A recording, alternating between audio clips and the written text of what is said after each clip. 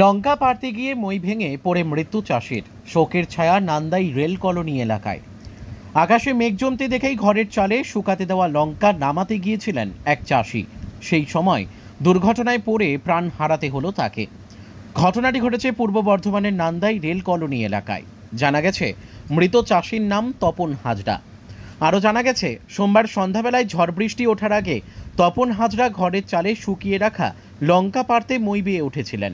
সেই সময় হঠাৎ করে মইয়ের একটি অংশ ভেঙে যায় এবং তিনি ছিটকে পড়ে গুরুতর জখম হন। সঙ্গে সঙ্গে তাকে কালনা মহকুমা হাসপাতালে নিয়ে যাওয়া হচ্ছিল, কিন্তু পথে রাতেই তার মৃত্যু হয়। মঙ্গলবার দুপুরে কালনা মহকুমা হাসপাতালে তার মৃতদেহ ময়না তদন্তে হবে বলে পরিবার সূত্রে জানা গেছে। মর্মান্তিক ঘটনার পর এলাকায় শোকের ছায়া নেমে এসেছে।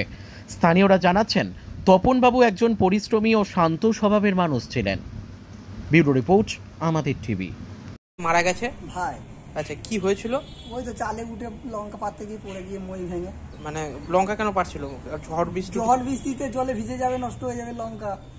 ওই ভেঙে পড়ে গেছে মই। আচ্ছা, কবে হয়েছে? কালকে। দিয়ে তারপরে হাসপাতাল নিয়ে আসা হলো।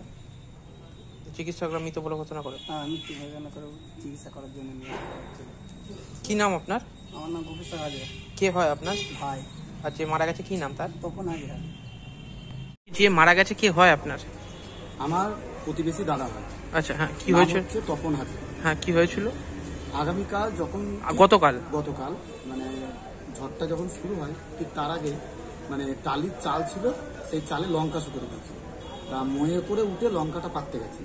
কিছুটা দূরে উঠেছে এবং একটা পা মানে ময়ের যে ইয়েগুলো পায়াগুলো ছিল সেই পায়াটা ভেঙে নিচেই পড়ে যায় এবং নিচে পড়ে যাওয়ার পরে নাক মুখ দিয়ে ব্লিডিং হয়। তারপরে মানে ওর স্ত্রী বা ওর লোকজন বা প্রতিবেশী যারা ছিল তারা সবাইকে তোলে চেষ্টা করে এবং তাকে চটজলদি আমরা হসপিটালাইজ করি। তারপরে ডাক্তার এখানে এসে বলে যে উনি আর নেই, মারা যাবে। আজকে কি ময়নাতদন্ত হবে? হ্যাঁ, আজকে ময়নাতদন্ত হবে। আমরা সমস্ত কাগজপত্র রেডি করছি। কি নাম আপনার? আমার নাম হচ্ছে গোপাল হাজরা।